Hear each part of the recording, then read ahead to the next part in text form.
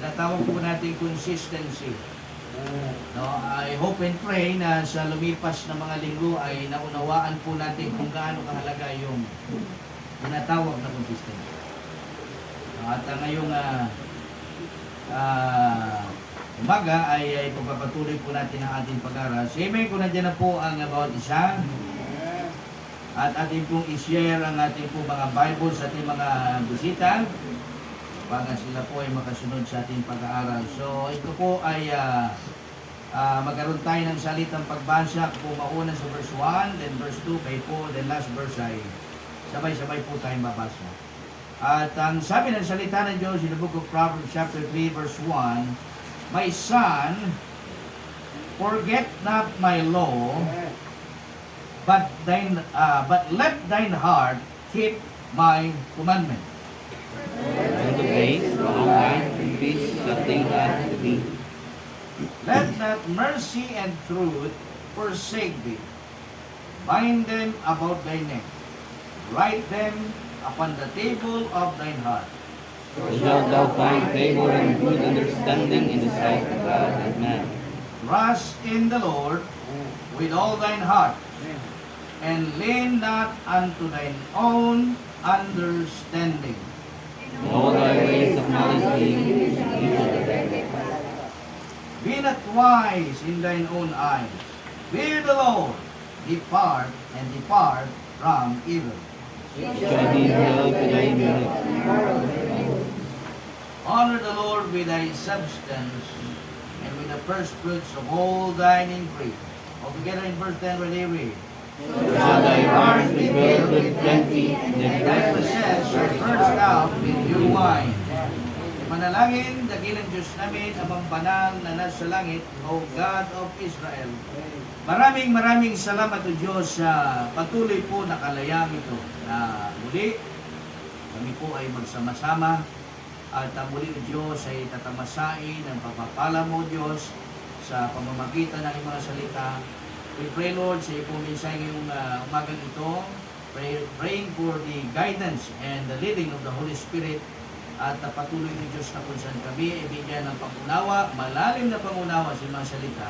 And always gives us, O God, a teachable heart na handang matuto at handang magpahubog sa iyo mga banal na salita. Patawad ng Diyos sa anumang pagkukulang, kung meron mang bahid ng kasalanan sa aming puso't isipan, O Diyos, patuloy po na ito po ay alisin niyo po sa amin upang ito hindi maging hadlang na kami pagpalain mo sa umagang ito. Maraming salamat o Diyos. Angat po namin, Panginoon, na lahat na magaganap sa mga oras na itimuwi po sa iyong kapurihan at wala po iba makita kundi ikaw na kilang Diyos.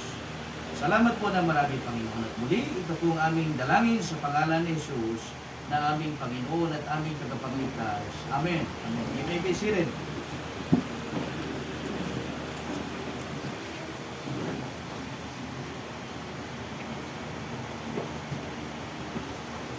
Well, as you can see here, mga kapatid, this passage is more on instruction and exhortation. At ang mga talatang ito ay nakatuon doon sa tinatawag na karunungan or wisdom. If you're going to meditate upon this passage, this is about the blessing in wisdom, mga kapatid. At yun po ang context ng talatang ito. Ganun pa man, sa bahaging ito ay nais ko pong kunin ang verse 1, verse 9, and verse 10 in relation sa ating pag-aaral, mga kapatid, sapagkat tayo po ay nasa huling bahagi na ng ating pag-aaral about the four major areas of Christian life. At ang panghuling bahagi ng ating pag-aaral ay tungkol po sa pagkakaloob or giving. At kung ating naman itong i-relate sa ating pag-aaral o sa ating tema, magiging paksa ng ating mensahe ngayong umaga ay sentro sa tinatawag nating consistency in giving. Amen? Mahalaga ba ang giving sa worship? Yes, giving is part of worship. Amen? Yan po tatandaan po natin. At ang pag-uusapan po natin ngayong umagang ito is about the consistency in giving. Kung kaya't ngayong umagang ito ay hayaan po ninyong ipangaral ko sa inyo paksa ng ating pag-aaral na aking binigyan ng pamagat na consistency in giving. You know, like what I have said always, mga kapatid, giving is not just about money. Are you with me? Because giving is the expression of our love, obedience, and faithfulness to God. That is our expression of our love, obedience, and faithfulness to God. And there are three characteristics, three characteristics, mga kapatid, yung binanggit po natin, are intact in one word. And that word is honoring God. Amen? Honoring God. Are you with me? So, today, let me preach to you the Lord's message, which I entitled Consistency in Giving. And in our text, in this morning, in verse 1, nandiyan na po lahat, sabi po ng salita ng Diyos, "My son, forget not my law, but let thine heart keep my command," or commandment. Amen? Napakahalaga po, mga kapatid, ng commandments ng Diyos. Amen? That's why the Lord Jesus Christ said in John 14:15, He said, "If ye love me, yes, keep my commandment." Yun ay palatandaan na ang isang Kristiyano o ang isang mananampalataya ay tunay na iniibig ang Diyos kapag kanyang sinusunod o kanyang piniperform yung commandments ng Diyos. At ito, mga kapatid, ay sinasabi po sa atin ng salita ng Diyos na huwag po nating kakalimutan. Forget not my law. Sabi po ng Panginoon.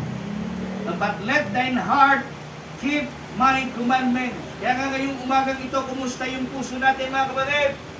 Atin bang sinusunod yung commandments ng Diyos? How's your heart? Anong laman ng puso natin ngayon? Diba? Ang ating bang puso sa umagang ito ay nakatuon sa pagbibigay ng kapurihan sa Diyos? Ang ating bang puso ngayong umagang ito ay nakatuon sa pagbibigay ng kaluwalhatian sa Diyos? O baka naman ang laman ng iyong puso ngayon ay punong-puno ng galit, punong-puno ng selos, punong-puno ng inggit, o kung ano pang bagay na kung saan ay hindi po nakapagbibigay ng kaluguran sa Diyos. Pero ang sabi ng Biblia, mga kapatid, but let thine heart keep thy commandment. No? Ayaw po natin na yung ating puso ay sundin yung mga kautusan ng Diyos. What is your heart? Mga kapatid? No? Minsan ang heart palagi ng tao ay sundin yung nasa niya. Ano ibig ko sabihin? Minsan ang heart ng isang tao ay gawin yung gusto niya. Amen? At hindi gawin yung gusto ng Diyos. Kundi gawin yung gusto niya. Minsan yun yung nagiging heart ng tao, lalo na sa panahon ngayon. Amen? Kaya the question today, in this morning, how is your heart? What is your heart? Ano ang nasa ng puso mo? Ano ang nais ng puso mo sa umagang ito? Nais ba ng puso mo ngayong umagang ito na tunay na sambahin ng Diyos sa Espiritu at katotohanan? O baka naman nandito ka lang dahil napipilitan ka lang. O baka naman nandito ka lang dahil ang Sunday ay tila routine na lang sa iyo. Dahil nandito ka lang dahil may barkada ka. O dahil nandito ka lang dahil may iba kang agenda na hindi para sa Panginoon. What is your heart? Again, mga kapatid, let me remind you. Keep thine heart, sabi dito, but let thine heart keep my commandments, sabi ng Panginoon. No? Huwag yung kagustuhan ng laman. kundi yung nasa ng Espiritu, yung kalooban ng Diyos. And today, this morning, no, in verse 9, mga kapatid, we're talking about the consistency in giving. No? Nandiyan na po kayo sa verse 9. Ano po ang sabi ng verse 9? Sabi ng Bible, honor the Lord with thy substance. Amen? And with what? And with the first fruits of all thine increase. You see the word honor here? Hello, are you still there? Sabi ng Bible, honor the Lord with thy substance and with the first fruits of all thine increase. Sa anumang bagay na meron ka, kapatid, sa anumang bagay na kung saan pinagpapala ka ng Diyos, sabi ng Biblia, matutunan mong igalang ang Diyos. Amen? Amen. Matutunan mong i-acknowledge ang Diyos. Matuto kang kilalanin ang Diyos sa lahat ng bagay na kung saan ay meron ka. Sapagkat ang katotohanan, mga kapatid, ang lahat ng bagay sa mundong ito ay sa Diyos. No? Lahat ng mga bagay na na-enjoy natin sa mundong ito, no? Even yung bagay na inaakala mong sa iyo, lahat ng yan ay sa Diyos. And we are only His stewards. Tayo po'y katiwala lamang ng Diyos, mga kapatid. Kaya sana'y huwag po tayo ma-overwhelm sa mga bagay na pinagkakatiwala po natin ng Diyos sa atin. Na huwag po yan na maging Diyos natin, kundi manatili na ang ating Diyos ay yung Diyos na buhay ng Biblia.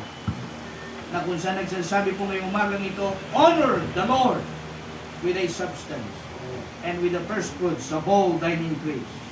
Pero the word honor, mga kapatid, implies three characteristics. Tatlong katangian, mga kapatid. Number one, unang katangian na makita po natin, number one is the word love. No? The word love. Well, honoring God is to love Him. Amen? Honoring is to love God. Are you still with me? Sabi nga, you can give without love, but you can love without giving. Are you still there? That's why in John chapter 3 verse 16, the Bible says, for God so loved the world that He gave His only begotten Son. What? That He gave His only begotten Son. Why? Because of His love. Amen? Because of His love sa sanlibutan. Ibinigay niya ang kanyang bugtong at kaisa-isang sinilang na anak. Walang iba kundi ang Panginoong Kristo upang ang sino mang sumampalataya sa Kanya, sabi ng Biblia, ay hindi mapahamak, kundi bagkus ay magkaroon ng buhay na walang hanggan.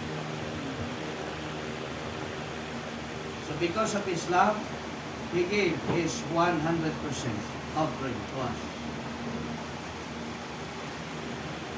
Amen, church? Ibinigay ng Diyos yung kanyang 100% para sa atin. Ang Panginoon Kristo. Then how about us today? How is your love? Sinasabi mong mahal mo ang Diyos. Pero kumusta ang iyong giving sa Panginoon? Oras nga lang, hindi mo pa maibigay sa Diyos. Amen? Hirap na hirap palagi sa time. Pag may mga church gathering, hindi maka-attend, prayer meeting, Sunday worship, pagpunta ng church, palagi, minsan, supply sa oras. Mga kapatid, how can we overcome this? Paano natin mapagtagumpay ng bagay na yan? No? Isa lang ang paraan. Magkaroon tayo ng tunay na pag-ibig sa Diyos. Are you still with me? Dahil kung tunay nating mahal ang Diyos, Hindi po natin sasaktan ang damdamin ng Diyos. If you're honoring God, if you love God, no, hindi mo bibiguin ng Diyos. Hindi mo hayaang ma-disappoint ang Diyos sa iyong paglilingkod. Amen, mga kapatid? Di ba ganun minsan ang tao? Kapag meron siyang piniplease, lahat gagawin niya. Lalo na dun sa taong gusto niya, dun sa taong mahal niya, kahit magpatumbling-tumbling yan, na magpagulong-gulong yan, basta ma-please niya lang yung taong gusto niya, okay lang. Amen? Pero bakit, mga kapatid, pagdating sa Panginoon, tila ba ang lahat palagi na lang, no, matamlay, walang buhay. Pero pagdating sa trabaho, 24/7, no, aktibong-aktibo, binibigay ang oras, ibinibigay ang lakas, ibinibigay ang lahat. Pero pagdating sa Diyos, tira-tira na lang lahat.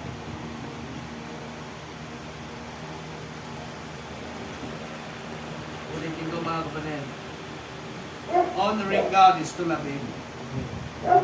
At kung tunay mong kinikilala ang Diyos, tunay mong iginagalang ang Diyos, ipakita mo sa Kanya ang iyong pag-ibig. Are you still there? Amen? Ibinigay niya ang best niya para sa atin. Ibinigay niya yung 100% niya para sa atin.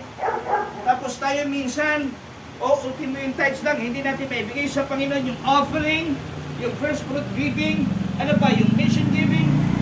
Kamusta yung ating giving sa Panginoon? He gave His 100% to us.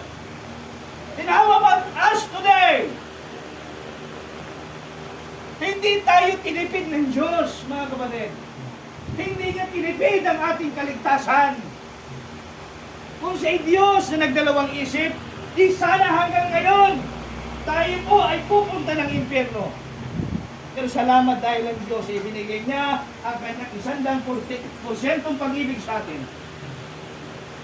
Dahilan na tayo po ngayon ay nagtatamasa sa ating buhay Kristiyano na may pinanghahawakan na katiyakan ng kaligtasan, na buhay na walang hanggan. That anytime, anywhere, mabawian tayo ng buhay, nakatitiyak po tayo ng langit. And that is because of God's love. Amen? Sabi nga ng Bible, nor height, nor depth, nor any other creature shall be separate us from the love of God. Kung ikaw ay totoong ligtas, kung ikaw ay totoong nakakilala sa Panginoon, walang kahit na makapaghiniwalay sa atin mula sa pag-ibig ng Diyos. That's why today again, if we're honoring God, mga kapatid, ipakita po natin yung ating pag-ibig sa Diyos. No? Be faithful in our giving. So you're still with me? Be faithful in our giving. Amen? Bakit ko sinasabi ang bagay nito? You know why? Because giving is God's principle. Ang pagkakaloob ay prinsipyo ng Diyos. Sapagkat siya una sa lahat ang nagbigay.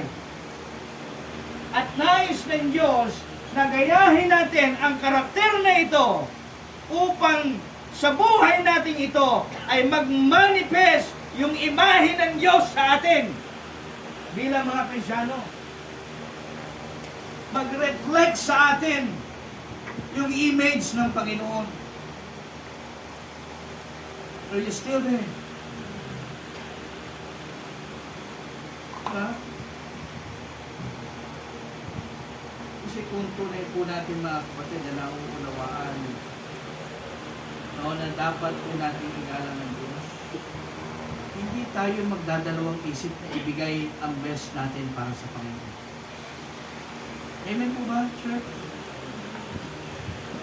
hindi na tayo magpapaligoy-ligoy pa sa kung anong dapat na kung saan ay ating gawin para sa Panginoon.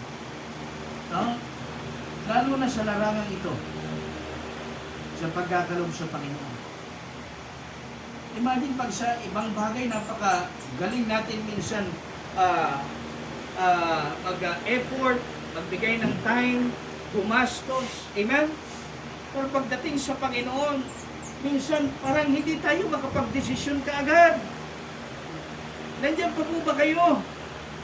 Parang para sa gawain, palaging nandun yung pagdadalawang isip.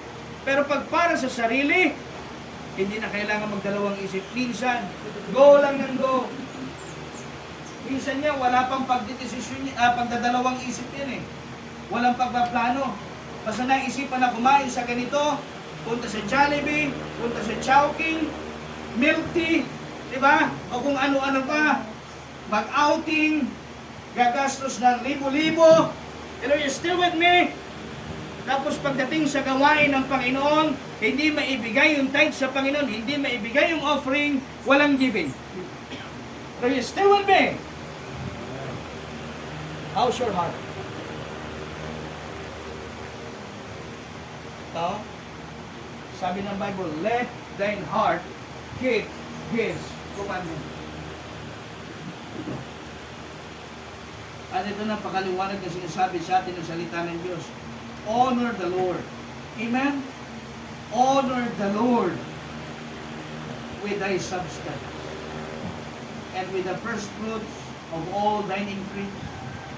Ano mang bagay na meron tayong mga kapatid sa buhay natin ito, at kung tayo'y pinagpapala ng Diyos sa buhay natin ito, matuto po natin kilalanin ang Diyos, mga kapatid, sa lahat ng iyan.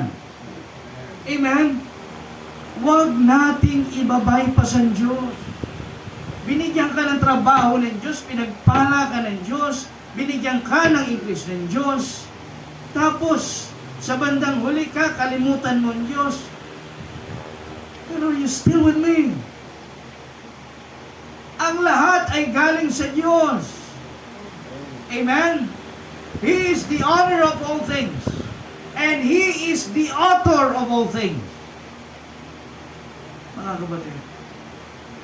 Kaya nga, sabi ng Bible, but without Him, nothing exists. Amen? All things are made by Him. Diba? Sabi ng Bible.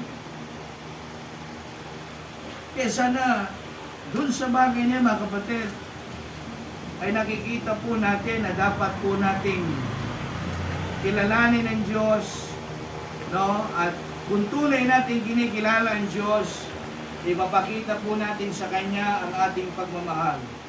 And like what I have said, mga kapatid, sabi nga natin, pwede kang magbigay na wala kang pagmamahal sa Diyos. Listen, but you can't give, you can love without giving.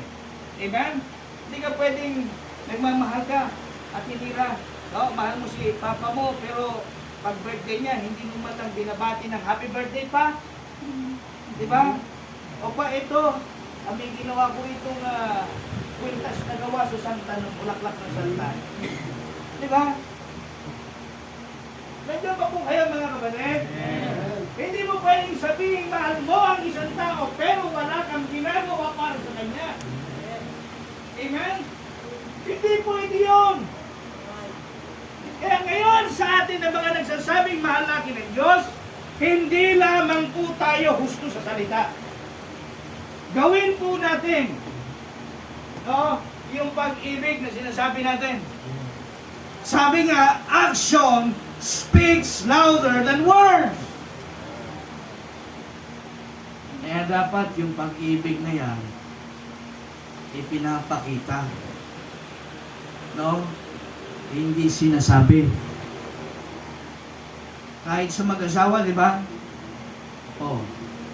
Mga asawa lalaki, hindi lang tayo puro I love you sa asawa natin babae. Minsan, i-date din po natin. Amen? Bigyan nyo rin ng flowers. Kahit na minsan para sa atin, tila ba corny. Pero sa kanila, mga kapatid, alam nyo ba na yun ay isang big deal? Yun ay Actually, sa kanila, isang malaking bagay sa kanila yon na kapag binigyan nyo sila ng something, no, masasabi ng asawa natin, babae, "Ay, grabe, talagang love ako ni Mister." Diba? Minsan, regaluhan nyo rin ng lotion. Diba? Nagkakaliskis na yung balat sa kakaprito, mga kapatid. No? Buti na lang kapag may sobrang budget na bibilihan si Sister Ivy ng lotion. Amen. Amen, Sister Ivy? No, kung wala, mantika na lang sana. Para mas makinis. Kaya mga kapatid, kung tunay nating iginagalang ang Diyos, tunay nating kinikilala ang Diyos sa lahat ng bagay na meron tayo at sa mga pagpapala na ibinibigay ng Diyos sa atin, ipakita natin ang ating pagmamahal sa Diyos. Amen? No, ipakita natin, maging matapat po tayo sa ating pagkakaloob sa Diyos. Amen? Be faithful in our stewardship. Amen? Steward tayo ng Diyos eh. Amen? At pagdating sa ating pagiging steward, mga kapatid, lagi nating tatandaan, meron tayong tinatawag na area of stewardship. Amen? Merong mga bagay na pinagkatiwala sa atin ng Diyos na dapat ay pangasiwaan natin na mahusay at dapat ay maging matapat tayo na mga katiwala ng Diyos. Amen? Kailanman ay hindi natin maaaring linlangin ng Diyos sapagkat siya Diyos. Na hindi maaari na umani ang puno ng 5 bunga at ang ibibigay mo sa Diyos ay isa lang. Amen? Alam ng Diyos na ang bunga ng puno ay 5. Now you stay with me. Sa makatuwid, hindi natin pwedeng paglalangan ng Diyos. Amen, church? Yan po ang tatandaan po natin. Kaya alam nyo, pagdating dito sa usaping ito minsan ang mahirap pag-usapan yung giving. Bakit? Kasi marami minsan na-offend dito. Amen? Pero alam niyo mga kapatid, pagdating sa mga tunay na Kristiyano, pagdating sa mga taong tunay na nakakilala sa Panginoon, pag-giving ang pinag-uusapan, nagagala ka mga Kristiyano. Amen?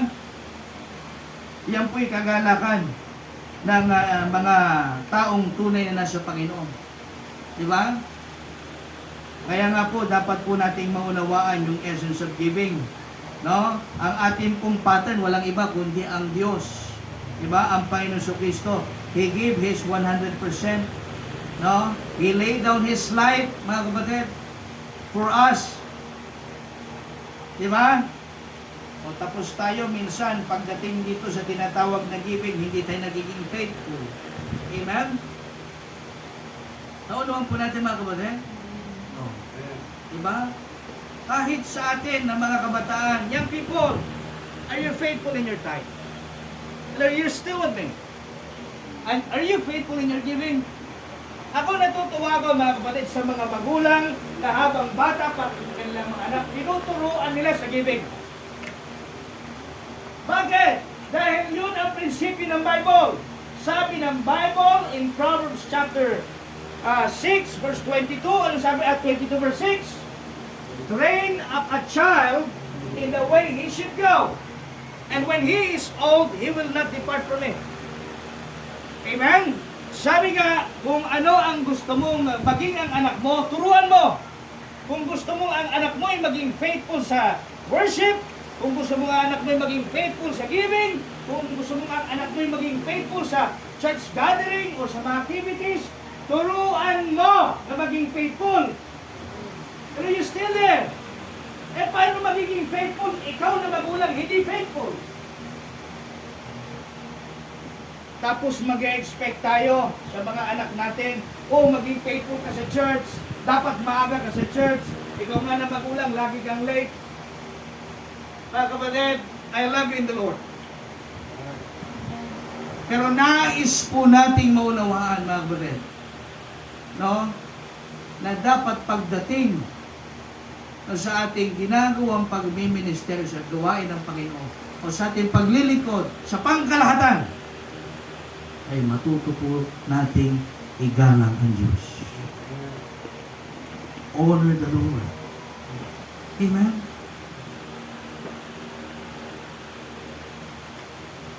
Kaya tama yung mga magulang, turuan natin yung ating mga anak. Alam niyo sa ibang churches, maliliit pa lang yung mga bata sa Sunday school, tinuturuan na nila ng giving. Bakit? Yun ang sabi ng Bible. Para pagdating nila, pag edad nila, no, makikita mo sa kanilang buhay yung pagiging matapat sa Diyos. No? In terms of giving. Amen? Kailan mo tuturuan yan kapag may trabaho na? Hindi magsiyang nga ng bills. Hindi magawa.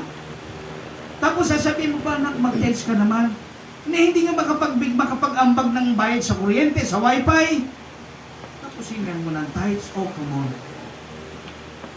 Mga kapatid, pag po kayong ma-open, no? Ito po ay salita ng Diyos. No? At isa sa katangian na dapat mag-manifest sa atin kung tunay nating iginagalang ang Diyos o tunay nating kinikilala ang Diyos ay yung salitang pag-ibig na makita sa buhay natin. Makita yung ating pag-ibig sa Diyos. Amen po ba? Diba?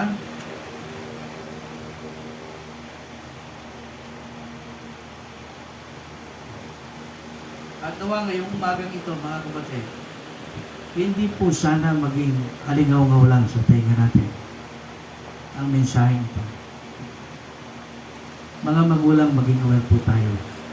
Buhay ang Diyos natin pinaglilingkuran. And the Bible says, God is not mocked. For whatsoever a man soweth, that he shall also reap. Nagtatanim po tayo, mga magulang. At kung ano ang itinatanim natin sa ating mga anak, ay sila nilang aanihin.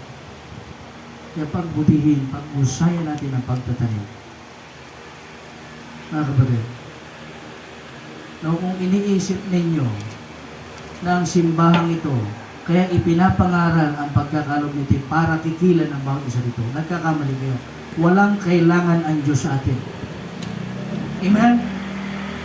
Listen, hindi namamalimos ang Diyos sa atin because He owns everything. But the issue here, is our faithfulness. Kung paano natin may ipapakita yung paggalang, yung pagkilala natin sa Diyos sa lahat ng mga bagay ay pinagkatiwala sa atin ng Diyos, sapagkat yun ang sinasabi ng Biblia rito. Honor the Lord with a substance and with the first fruits of all thine increase. Mga kapatid, kung uungkatin natin itong substance na ito, lahat ng bagay na meron ka, yun ang tinutukoy ng Diyos. Igalang mo ang Diyos sa mga yun. Irespeto mo siya. Ipakita mo sa Diyos ang iyong pag-ibig, pagmamahal. No? Mga kapatid, at sa bagay na yon ay makikita po natin yung pangako ng Diyos in verse 10. Ano sabi? So shall thy barns be filled with thy plenty, and thy process shall burst out with new wine. Kung ikaw ay pinagpapala ng Diyos, kapatid, sa buhay mo, makinig ka, lalo kang pagpapalain ng Diyos kung ikaw ay magiging matapat sa Diyos. At kung patuloy mong kinikilala ang Diyos sa lahat ng bagay na tanging ipinagkatiwala lamang ng Diyos sa iyo. No? Pangako ng Diyos yan. So shall thy barns be filled with plenty, and thy presses shall burst out with new wine. No? Laging may bagong pagpapala ang Diyos kapag sinunod po natin yung formula ng blessing. Amen? Tandaan po natin, mga kapatid, kahit na anong solve natin ang problema, kapag mali ang formula, hindi po natin masusolusyonan. Amen? Kaya dapat palagi tama yung formula. Amen? Para ma-solve natin yung problem. Lord, you still with me? Parang mat lang yun eh. Pag mali yung formula, hindi mo makukuha yung tamang solution, hindi mo masosolve yung problem. Amen? Ganon din sa Panginoon, dapat tama ang formula. honor the Lord with thy substance. Amen, church?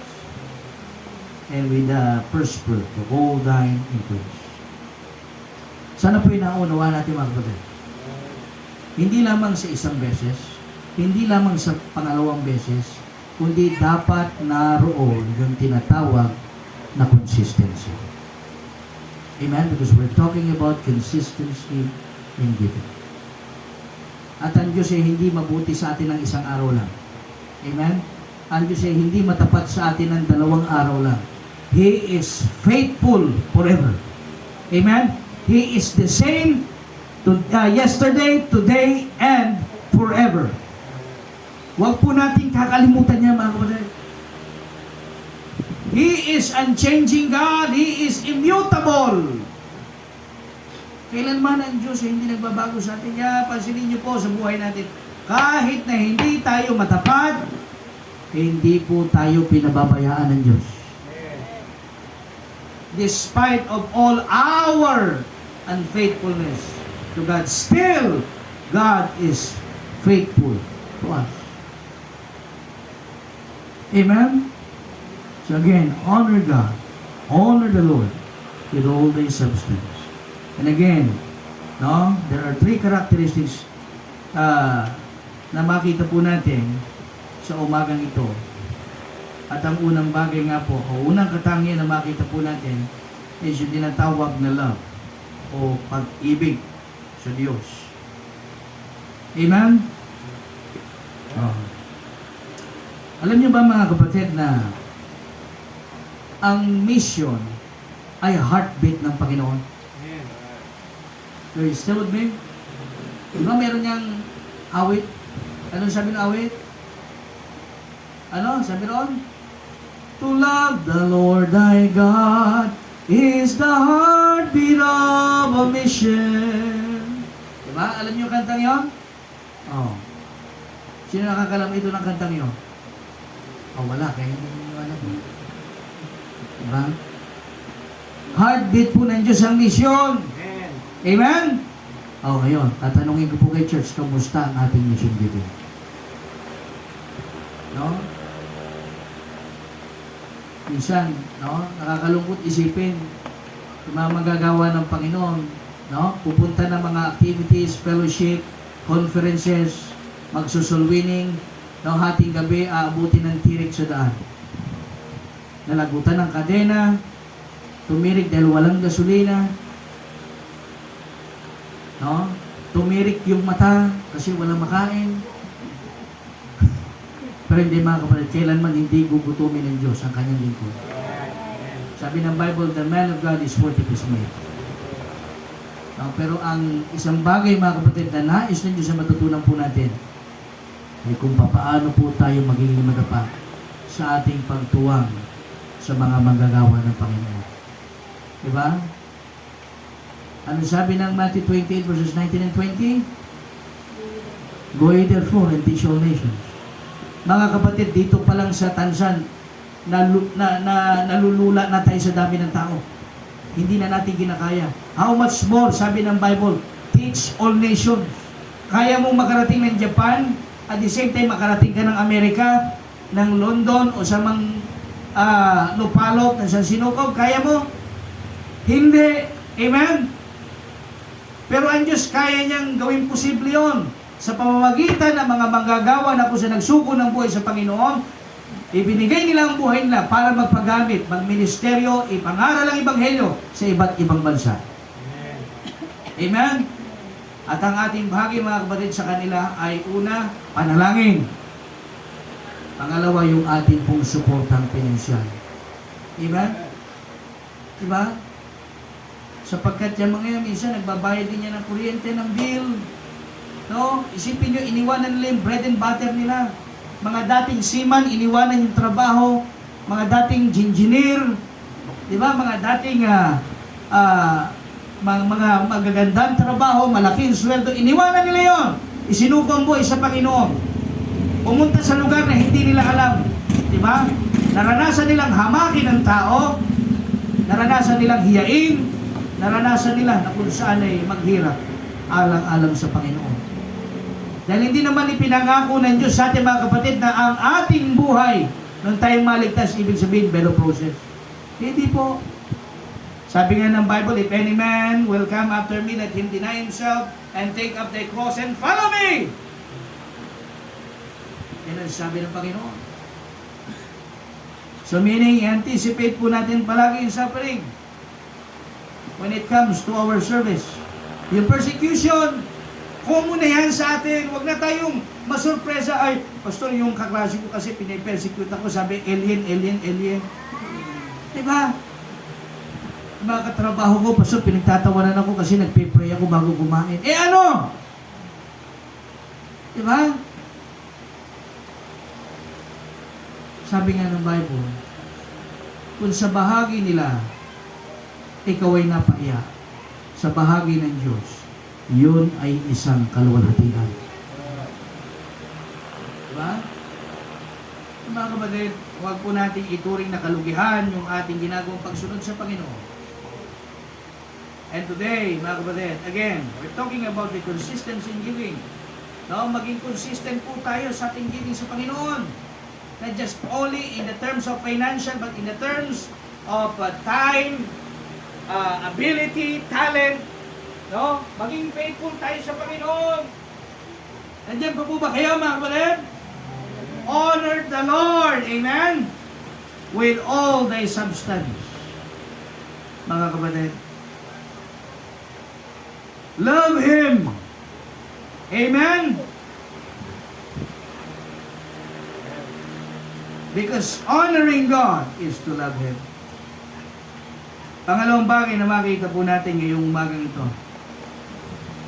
No, the word honor implies three characteristics. Pangalawang bagay, the word obedience. Obedience is one of the manifestation of honoring God, mga kapatid. And honoring Him is to obey His commandments, mga kapatid. In 1 John chapter 5 verse 3, please. 1 John chapter 5 verse 3.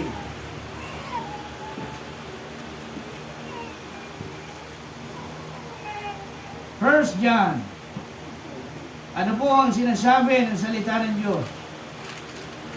Chapter 5 verse 3.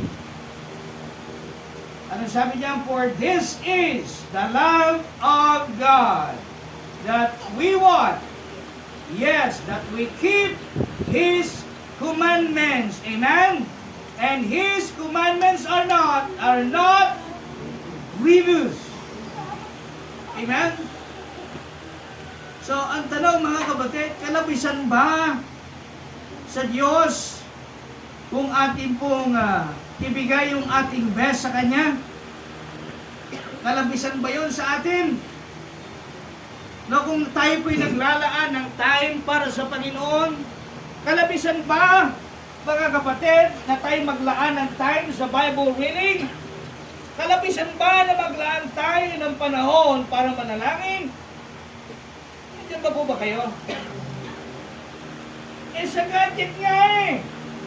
Kahit maghapon, okay lang sa atin minsan. Sa cellphone, sa TV, kahit magbabad tayo, araw-araw okay lang, kahit mamagana yung mata natin, di ba? Tapos yung simpleng bagay na hinihiling ng Diyos, maglaan ng oras para sa panalangin, sa pag-devotion, minsan. No, maraming Kristiyano pa rin ang failure dyan. Mga kapatid, hindi ko po sinasabing perfecto si pastor. Lahat po tayo hindi exempted yan, mga kapatid. But I would like to remind you, mga kapatid, no, that if you honoring God, you need to obey His commandment. Amen? Nandiyan po ba kayo, mga kapatid? Listen, mga anak, mayang tipon, kapag ang inyong mga magulang ay ginagalang ninyo, di ba, sinusunod mo sila, nagiging obedient kayo sa magulang, isa lang naman ang hindi obedient sa magulang eh, yung hindi marunong rumispeto sa magulang. Yung hindi marunong i-honor yung magulang. Anong sabi ng Bible, mga kabataan? Sa Ephesians chapter 6, verse 1, verse 2, ano sabi ron? Honor thy father and thy mother. Amen? Igalang ang inyong ama at ina. No, sapagkat ito ang kautusan ng Diyos na may kalakip na pangako. Amen? Ano yung kalakip na pangako? Kapag ka ating iginagalang yung ating mga magulang, hahaba ang ating buhay. Amen? Hindi nguso, buhay. Hahaba ang ating buhay kapag ating iginagalang mga kabataan ang ating mga magulang. Ngayon, ang tanong, iginagalang mo ba ang iyong magulang? Ha? O baka naman sinasagot-sagot mo ang iyong magulang? Ay, ang people. Okay lang kapag okay lang sagutin yung magulang mo, kung ang sagot mo kapag kinausap ka ng magulang mo, magugas ka na ng plato, yes po, mother! Yes po! Ha? Opo, opo, ma! Opo! Pero kung yung sasagutin mo na, ma, maya na, ma! Wait lang! Naman pagod na ako galing school eh! No? Sabi nga doon sa kampi, ba't ako? Magiging paniki yung mga kabataan. Ba't ako? Ba't ikaw? Bakit? Meron pa bang iba? Ha? Oh. Eh kung iisipin ninyo mga kabataan, mula pagkabata ninyo, mula pagka-baby, inalagaan kayo ng mga magulang ninyo, ng nanay ninyo, tapos paglaki-laki ninyo, sasagutin nyo lang. Are you still there? Ang tagal kayong iningatan niyan sa sinapupunan. 9 months. Mga kabataan. Tapos paglabas ninyo, iyakin pa kayo. No, hindi makatulog yung mga nanay. No? Hanggang lumipas ang panahon, lumaki-laki ng konti, sobrang kulit. Oh, parang mga buhawi, parang disaster. Gaya ng dalawa dyan. No? Tapos paglaki-laki ng konti, natuto lang mag-Facebook, natuto lang mag-English, ma, hindi apple, apple.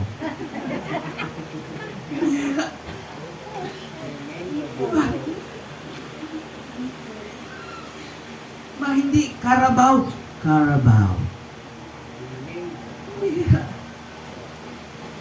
Wag po gano'n mga kabataan. No? Nagtatrabaho lang at sumahod ng konti, pambira. Kung itrato ang magulang. No? Akala mo katulong, susundan ng katul. Saan magpunta? Diba? Ang magulang uli lang lubos.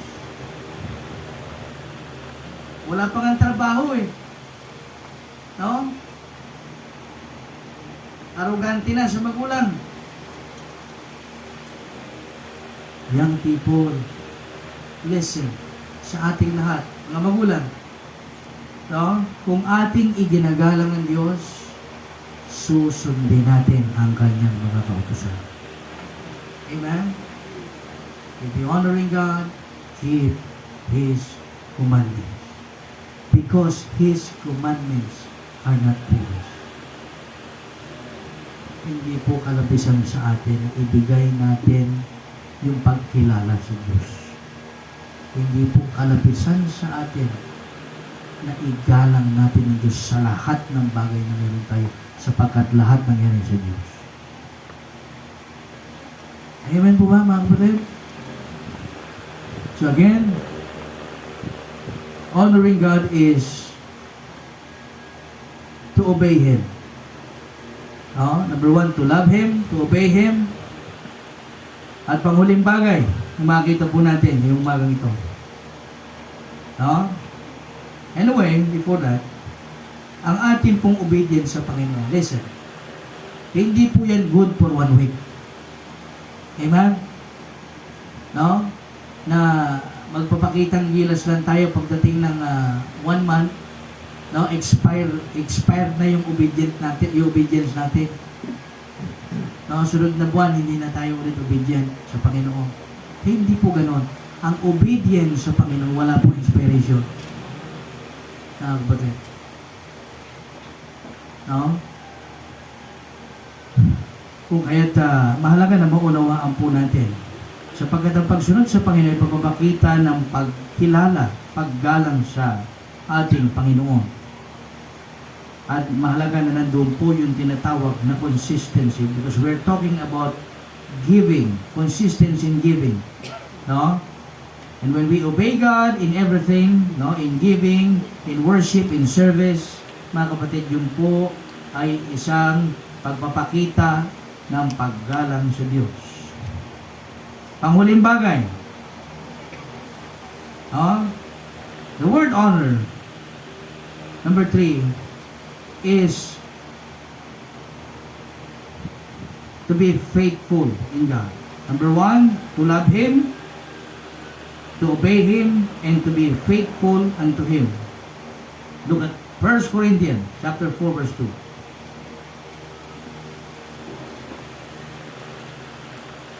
1 Corinthians chapter 4 verse 2.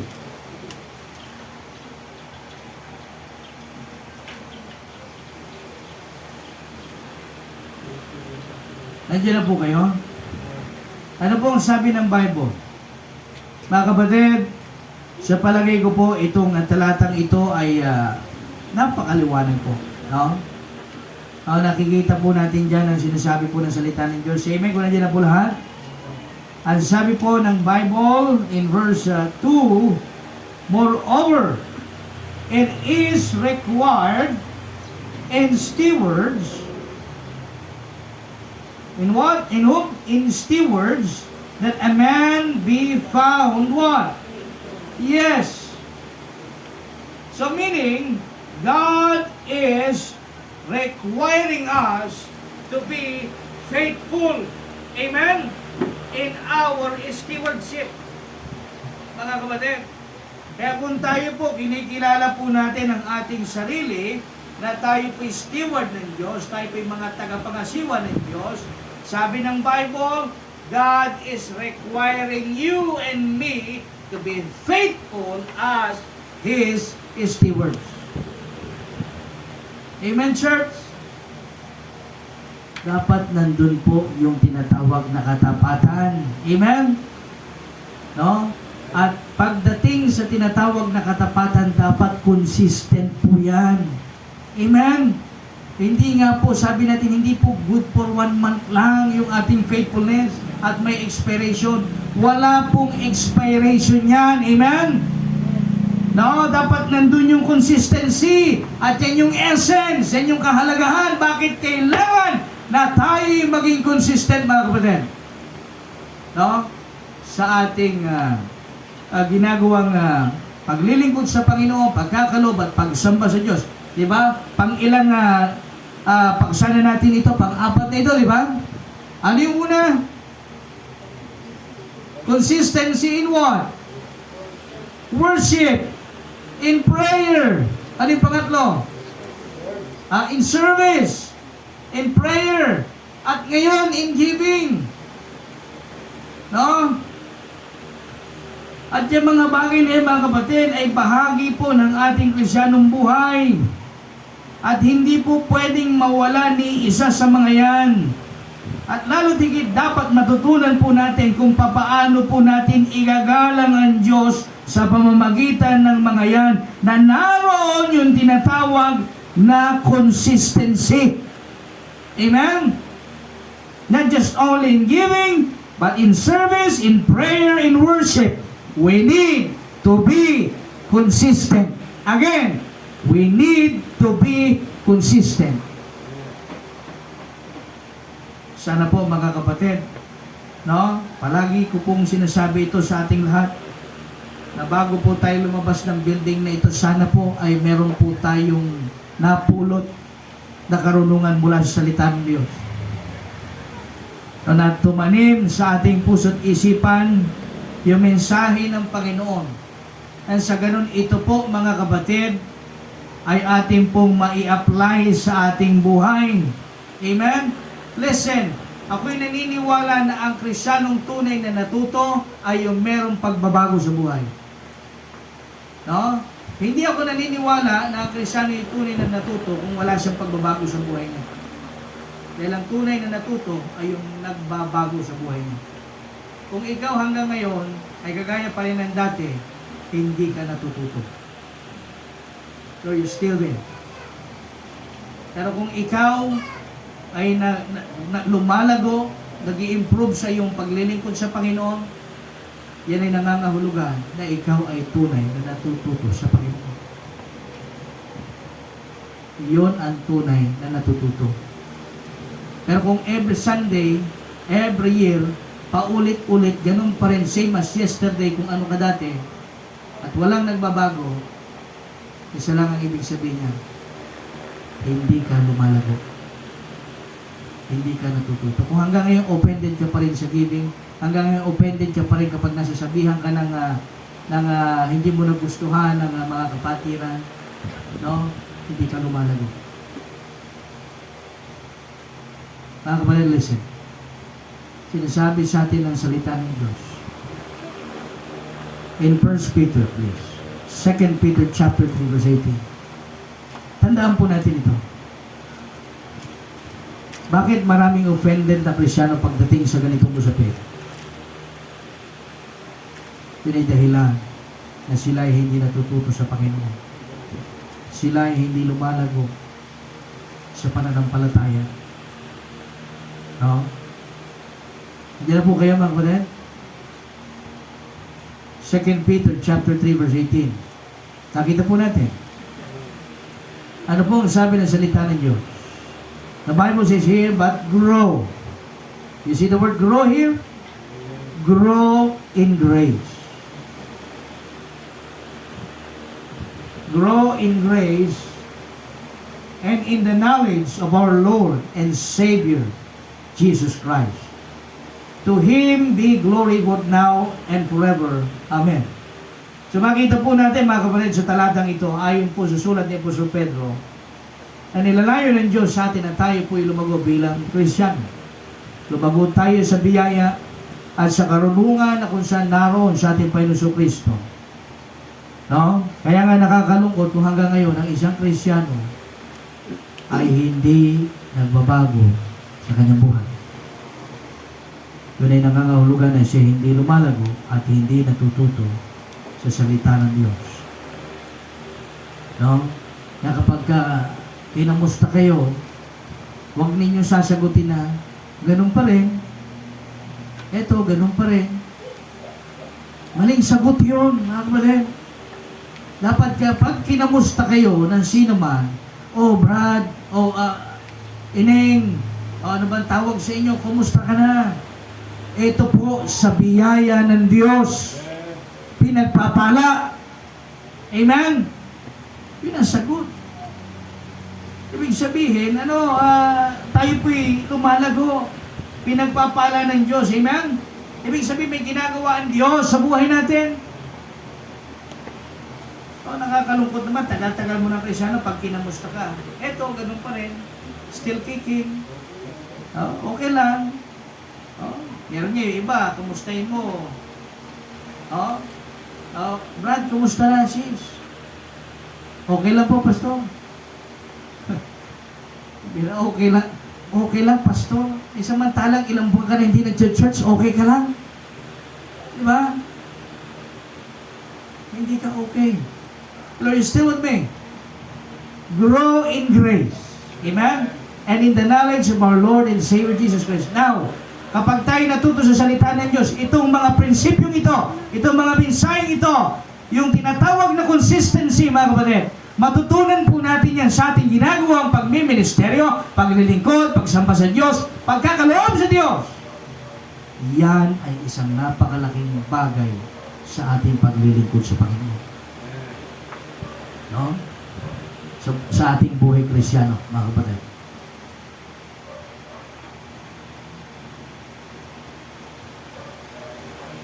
Ang senyales ng isang Kristyano ay tunay na natututo at lumalago sa Panginoon. Kapag pinag-uusapan ang salita ng Diyos, hindi na na-offend. Amen? Pag pinag-usapan yung time, yung giving, yung worship, yung pananamit, hindi na na-offend. Bakit? Ibig sabihin, lumalagong Kristiyano. Natututong Kristiyano. Amen? Yun ang ibig sabihin. Let us evaluate ourselves, mga kapatid. Kung hanggang ngayon na-open pa rin tayo kapag pinag-uusapan ng ministry, kapatid, baka hanggang ngayon hindi ka pa rin natututo. Hindi ka pa rin lumalago. So learn. Now grow in grace. No? And grow in the knowledge of our Lord and Savior Jesus Christ. Again, let me remind you, brethren, honor the Lord with all thy substance, and with the first fruit of all thine increase. Honor the Lord. Because to honor God is to love Him, to obey Him, and to be faithful in Him. Amen? It is required in His words that a man be found faithful. And that is the title of the Lord's message in this morning. Consistency in living. Tayo po lahat ito.